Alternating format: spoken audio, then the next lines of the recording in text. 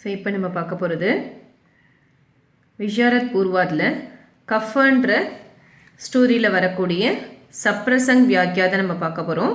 அதாவது இஆர்சி ஜாக்கர் தேக்குதோ கியா தஷா ஹை உஸ்கி, அதாவது போய் பாரு அவளோட நிலைமை எப்படி இருக்கு.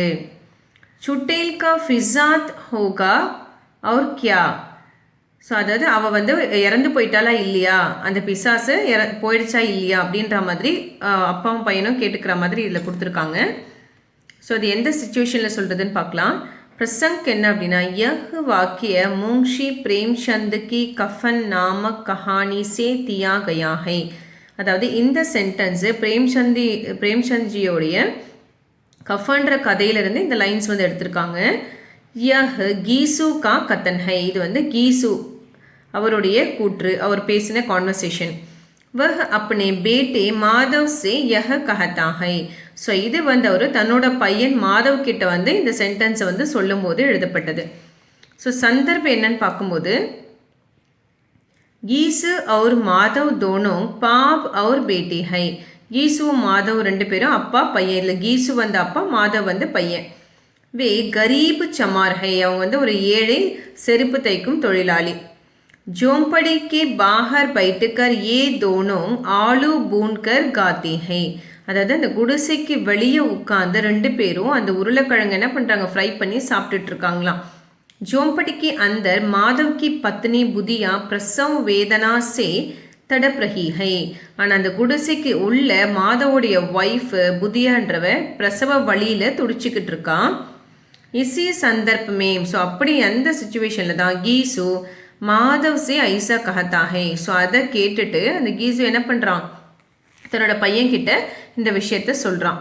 வியாக்கியா என்ன அப்படின்னா, சப் கோயி ஸ்திரீ பிரசவ வேதனாசே தடப் ரஹி ஹை, அதாவது எப்போ கோயி ஸ்திரீ எந்த ஒரு பெண்ணும் பிரசவ வழியில் துடிச்சனா தப் உஸ்கே ரிஷ்டேதார், அப்போ அவங்கள சுற்றி இருக்க உறவினர்கள் எல்லாமே பரேஷன் ஹோத்தஹே, ஒரே கன்ஃபியூஷன் ஆகிடுவாங்களே என்ன நடக்க போகுதோ அப்படின்ற குழப்பத்தில் இருப்பாங்க. உஸ் ஸ்திரீ கா பதி பேச்சைன ரஹத்தாஹே, அந்த பெண்ணினுடைய கணவனை எப்படி இருப்பானா, ஒரே கவலையோடு இருப்பான், ஒரே குழப்பத்தில் இருப்பான், என்ன செய்யறதுன்னு தவிச்சுக்கிட்டு இருப்பான். இஹி ஹம் ஜான்தே ஹை, இது நம்ம எல்லாருக்குமே தெரிஞ்ச ஒரு பொதுவான விஷயம். மகர் கீசு और माधव बुदिया का ख्याल नहीं करके आलू गाने में व्यस्त रहते हैं, ஆனால் அந்த கீசுவும் மாதவும் புதியாவை பற்றி கவலையே படாமல், அதாவது மாதவனுடைய ஒய்ஃபு புதியா பற்றியான கவலை எதுவுமே இல்லாமல், கவலைப்படாமல் அந்த உருளைக்கிழங்கு சாப்பிட்றதுலே ரொம்ப பிஸியாக இருந்தாங்களாம். தோனோ புதியாக்கோ போஜ் சமர்த்தே ஹை, ரெண்டு பேரும் புதியாவை என்ன நினச்சாங்க, ஒரு சுமையாக நினச்சிருக்காங்க. அவர் உஸ்ஸை சுட்காரா பான சாகத்தே ஹே, அது மட்டும் இல்லாமல் அவகிட்டேருந்து எப்படியாவது தப்பிக்கணும், இவகிட்டேருந்து எப்படியாவது தப்பிச்சு போயிடணும், இவ தொல்லை தாங்க முடியல அப்படின்ற மாதிரி ரெண்டு பேரும் நினச்சிக்கிட்டு இருக்காங்க. கீசு யஹி ஜானா சாஹத்தா ஹை கி, அதாவது கீசுக்கு என்ன தெரியணுமா, புதியா மர் கயி ஹை யா நஹி, உள்ளே கத்திட்டு இருந்தாலே அவள் வந்து இறந்து போயிட்டாலா இல்லையான்றது புதியாவுக்கு அந்த கீசுக்கு வந்து தெரியணுமா. அப்போ என்ன பண்ணுறாங்க, தோனோக்கோ உஸ்கி சீந்தா நஹி ஹே, ஆனால் ரெண்டு பேருக்குமே அதை பற்றி கவலையே இல்லை, அவள் என்ன கத்திட்டு இருந்தாலும் அதை பற்றி கவலைப்படாமல் ரெண்டு பேரும் இருந்தாங்களாம். வே புதியாக்கோ பிசாச் சமச்தே ஹே, அவங்க என்ன நினச்சாங்க, அந்த புதியாவை அவளை வந்து ஒரு பிசாசாக தான் நினச்சிட்டு இருக்காங்க, ஒரு பெண்ணாவே மதிக்கலை. இஸ்லியே கீசு உபரோக்து வாக்கிய கஹத்தா ஹே, ஸோ அதனால தான் கீஸ் என்ன பண்ணுறான், அந்த மேலே இந்த சென்டென்ஸை வந்து சொல்கிறான், அதாவது என்ன போய் பாரு இறந்துட்டாளா இல்லையா அந்த பிசாசு அப்படின்ற மாதிரி இந்த சென்டென்ஸை சொல்கிறானா. ஸோ இதில் விசேஷத்தை என்னன்னு பார்க்கும்போது, எதுக்காக இந்த சென்டென்ஸ் இதுலேருந்து என்ன சொல்ல வராங்கன்னா, इस वाक्य में मुंशी जी गरीबों के मनोभाव का चित्रण करते हैं. ஸோ இந்த சென்டென்ஸில் முங்ஷின்னு அந்த பிரேம்சந்த் எழுதினவர் இருக்காரு, அவர் அந்த ஏழைகளுடைய மனோபாவத்தை வந்து இதில் நமக்கு சித்தரிக்கிறாரு, விளக்குறாரு. ஆர்த்திக் அசமானத்தாக்கே காரன், அந்த பொருளாதார அசமானத்தை அன்ஈக்குவாலிட்டி சொல்லுவாங்க இல்லையா, ஏற்றத்தாழ்வு, பொருளாதார ஏற்றத்தாழ்வுனால சமாஜ் கா ஏக் வர்க், அந்த சமுதாயத்தில் இருக்கிற ஒரு பகுதி, ஒரு வர்க்கத்தினர், ஒரு குரூப் என்ன பண்ணுறாங்க, அப்புனோக்கி மிருத்யு சேபி, தன்னுடைய இறப்பை பற்றி கூட दुखी नहीं होता, கவலைப்பட மாட்டாங்க. उस मृत्यु में भी अपनी खुशी गोज लेता है. அப்படி யாராவது இறந்தாலும் அதில் தன்னுடைய சந்தோஷத்தை தேடுவாங்க. கோஜ் அப்படின்னா சர்ச் பண்ணுறது, தன்னோட சந்தோஷத்தை தான் யோசிப்பாங்க.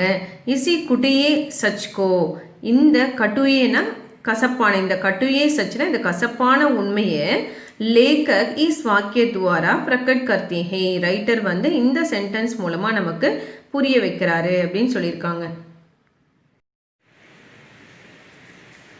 நம்ம பார்க்க போகிறது செகண்ட் ஒன்று.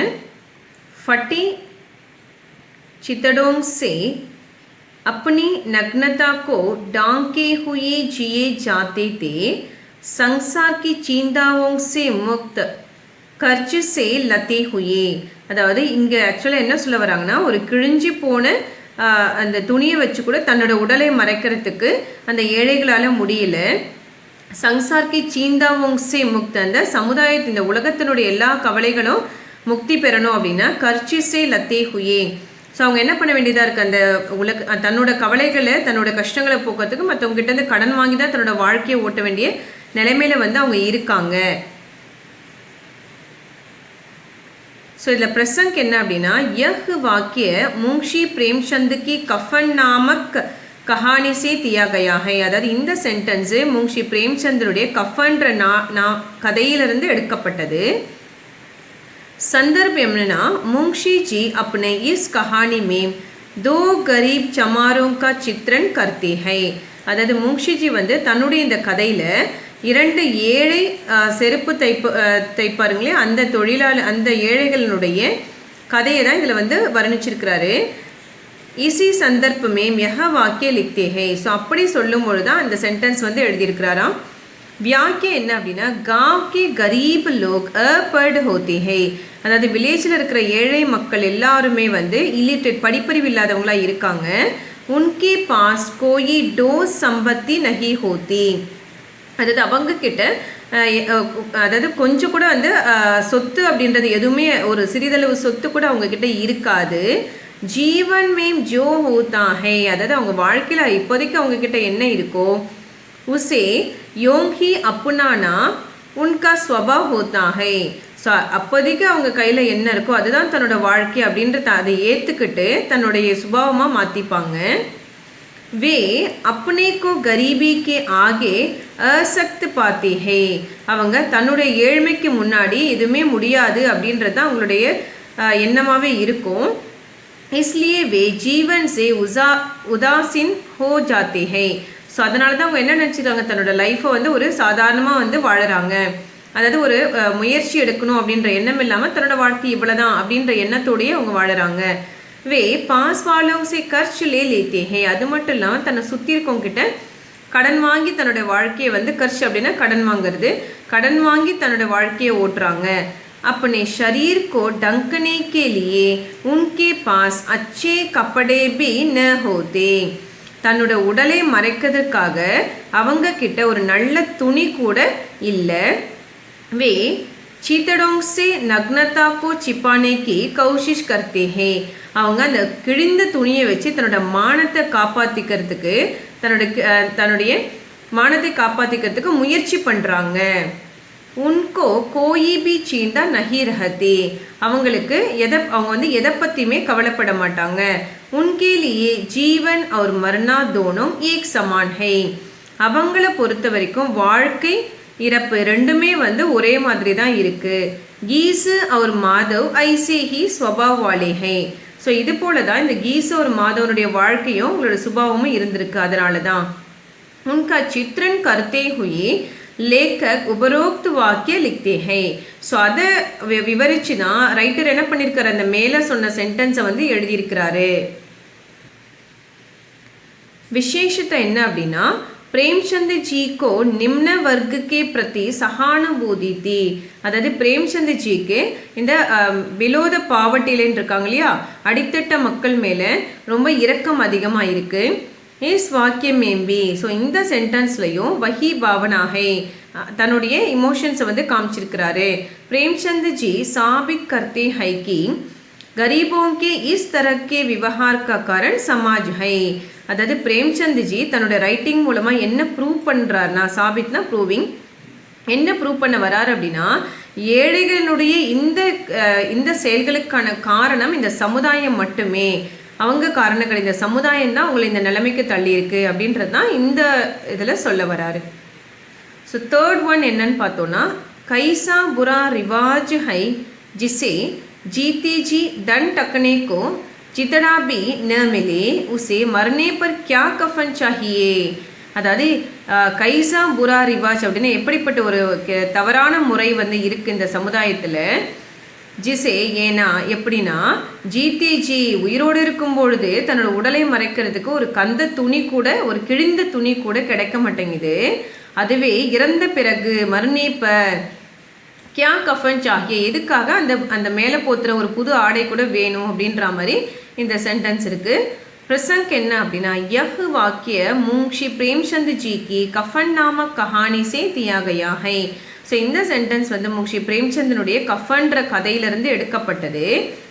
यह गीसू का कथन है, இது கீசுவனுடைய கூற்று.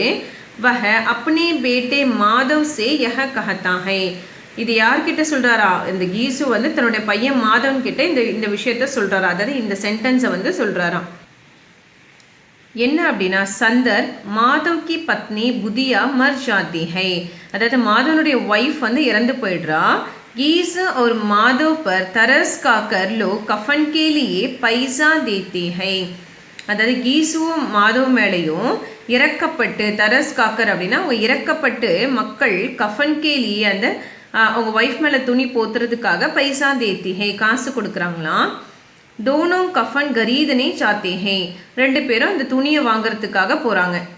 இஸ் சந்தர்ப்பமே, இந்த சுச்சுவேஷனில் கீசு மாதவ் சே யோங் கஹத்தா ஹே, அப்போ கீசு வந்து தன்னோட பையன் மாதவ் கிட்ட இந்த மாதிரி இந்த சென்டென்ஸு சொல்கிறாராம். என்ன அப்படின்னா, வியாக்கியானா விளக்கம். சப் கரீப் ஜீவித் ஹை, அதாவது எப்போ ஏழைகள் வந்து வாழ்ந்து கொண்டிருக்கிறாருங்களோ, தப் அப்போ ஷரீர் டங்கனே கேலியே, தன்னோட உடலை மறைப்பதற்காக உஸ்கே பாஸ் அவங்க கிட்ட அச்சி கப்படே நகி ஹோத்தி, ஒரு நல்ல துணி கூட இருக்காது. இஸ் பர் தரஸ் காக்கர் லோக் உஸ்கோ கப்படே நகி தேத்தி, ஆனால் அதான் இந்த மாதிரி துணி இல்லையே அப்படின்னு சொல்லிட்டு இறக்கப்பட்டு கூட மக்கள் வந்து அவங்களுக்கு ஒரு நல்ல ட்ரெஸ்ஸை கூட கொடுக்க மாட்டாங்க உயிரோடு இருக்கும்போது. மக்கர் ஆனால் வஹி கரீப் சப் மர் ஜாத்தா ஹை, ஆனால் எப்போ அந்த ஏழைகள் வந்து இறந்து போகிறாங்களோ, தப் உஸ்கி லாஷ் கோ, அப்போ அவங்களுடைய அந்த இறந்த உடலின் மேல் நயா கஃபன் பஹனாயா ஜாத்தா ஹை, புதிய துணியை வந்து போத்துறதுக்கு மட்டும் வராங்க. துனியா கி யஹ ரிவாஜ் பேடங்கி ஹை, அந்த உலகத்தினுடைய இந்த முறை வந்து ரொம்ப பயனற்றதாக இருக்குது, அது வந்து சரியில்லாமல் இருக்குது அப்படின்னு சொல்கிறாங்க. जो अदनंगा जीता है मरने के बाद उसे नए कपड़े से क्या फायदा हो सकता है. அதாவது ஒருத்த வந்து உயிரோடு இருக்கும்போது அதனங்கா ஜீத்தா ஹே, நல்ல ஒரு துணி கூட இல்லாமல் இருக்கும் பொழுது, மர்னேக்கே பாத் இறந்த பிறகு உசே அவனுக்கு நயே கப்படே சே புது துணியால் கியா ஃபாயத்தா ஹோ சக்தா ஹை, என்ன புண்ணியம் கிடைச்சிட போகுது. அவன் உயிரோடு இருக்கும்போது நல்ல துணி போடலை, ஆனால் அவன் இறந்த பிறகு ஒரு நல்ல துணி போடுறது மூலமாக அந்த இறந்தவனுக்கு என்ன ஃபாயத்தான என்ன யூஸ் இருக்க போகுது, ஒன்றுமே இல்லையே. ஜோ ஜீத்தே ஜி மான் பச்சா ந சக்கா, அதாவது யாரை ஒரு ஏழை வந்து உயிரோடு இருக்கும்போது மானத்தை காப்பாற்ற முடியவில்லையோ, வஹ மர்னேக்கே பாத், ஆனால் அதுவே அவன் இறந்த பிறகு நயே கப்படேசே மான், ஒரு புதிய துணியை போத்துறது மூலமாக மான் கைசி பஜாயேகா, அவனோட மானம் எப்படி வந்து காப்பாற்றப்படுதுன்னு நினைக்கிறோம். மிருத்துக்கோ நயா கப்படா பஹனானே சே, அதாவது இறந்தவங்களுக்கு ஒரு புதிய துணியை போத்துறது மூலமாக கவுன்சா புண்ணியம் இலகா, என்ன புண்ணியம் நமக்கு கிடைச்சிட போகுது. யஹி சப் சோச்சுக்கர் கீசு உபரோக்து வாக்கிய கஹத்தாஹே, இது எல்லாத்தையும் யோசிச்சுக்கிட்டு தான் கீசு வந்து மேலே வந்து இந்த சென்டென்ஸை சொல்லியிருக்கானா, மீன்ஸ் என்னன்னா அந்த 2 லைன் சொல்லியிருக்கான். இதில் விசேஷத்தை என்ன அப்படின்னா, समाज का कोई व्यवहार ठीक नहीं जंगचा तो उस पर गिल्ली उठाना मुंशी जी की आदत है. அதாவது இந்த சமுதாயத்தினுடைய பல விஷயங்கள் வந்து சரியான முறையில் வந்து பின்பற்றப்படலை, சரியான முறையில் பார்க்கப்படலை. அதனால அவர் வந்து என்னது அது மேலே எப்படிப்பட்ட விஷயத்தின் மேலே கில்லி ஊட்டானா, அதாவது ஒரு நகைச்சுவை வர்றது பார்க்கும்போதே ஒரு சிரிப்பு, இப்படி கூட இந்த உலகம் இருக்குமா அப்படின்ற ஒரு சிரிப்பு வந்து வருது. மூக்ஷிஜனுடைய கருத்தாவே இருக்கு. யஹ் வாக்கிய பி ஐசாஹி ஏக்ஹை. ஸோ இந்த சென்டென்ஸும் அப்படிப்பட்ட ஒரு சென்டென்ஸாக இருக்கிறதுனால தான் நமக்கு அது வந்து எப்படி ஒரு இந்த சமுதாயத்தை பார்த்து சிரிக்கிற மாதிரி இருக்கு. யஹ் வாக்கிய समाज का उलट फेर करने को हमें मजबूर करता है.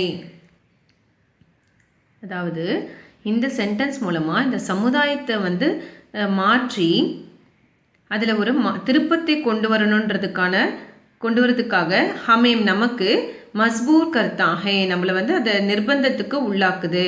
இந்த சென்டென்ஸ் நம்ம படிக்கும் போது எல்லாரும் அந்த நிலைக்கு வந்து தள்ளப்படுறாங்க, இந்த சமுதாயம் மாறணுன்ற எண்ணத்தை வந்து கொண்டு வராங்க அப்படின்றது தான் இதில் சொல்கிறாங்க.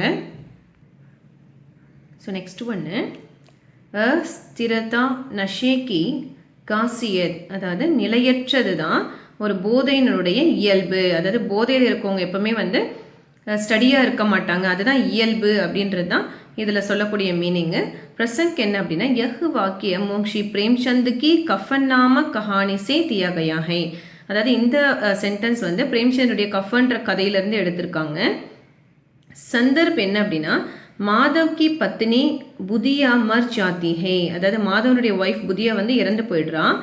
லோக் கஃபன் கரீதனே கே லியே ருப்பையே தேத்தே ஹை. ஸோ மக்களும் அந்த துணி கஃபன் அந்த இறந்தவங்க உடல் மேலே போத்துற துணியை வாங்குறதுக்காக காசும் கொடுத்துருக்காங்க. கீசு அவர் மாதவ் உன் ரொப்பையோங் சே ஷராப் பீத்தே ஹே. ஆனால் கீசுவும் மாதவ் என்ன பண்ணிடுறாங்க, அந்த காசை வச்சு குடிக்க ஆரம்பிச்சிடுறாங்க. ஷராப்னா ட்ரிங்க்ஸ். இசி சந்தர்ப்பமே லேக்கக் யஹ் வாக்கிய லிக்தே ஹே.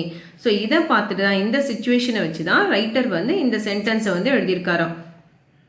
வியாக்கியம் என்ன அப்படின்னா நஷா புரா ஹோதா ஹை, அதாவது போதைன்றது ரொம்ப மோசமானது.